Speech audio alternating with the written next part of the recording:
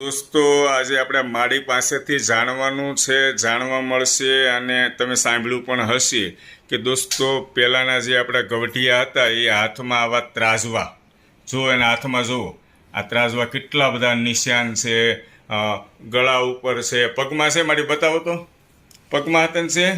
ઓહો હો પગમાં હતન છે. આ ત્રાજવા પાડતા એનું શું કારણ માડી? રિવાજ હતો એ.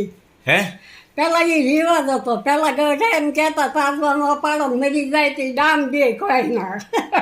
મરી જાય તે કોઈને ડામ દે એમ આપણે ગવઢિયા એવું કહેતા, હા એટલે ત્રાજવા પાડતા હા.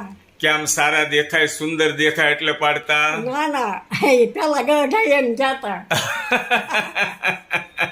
દોસ્તો તમે તમારા દાદા દાદી પાસેથી શું સાંભળ્યું છે આ ત્રાજવા વિશે? ત્રાજવા જ કહેવાય ને મારે. હા આ ત્રાજવા વિશે તમે શું સાંભળ્યું છે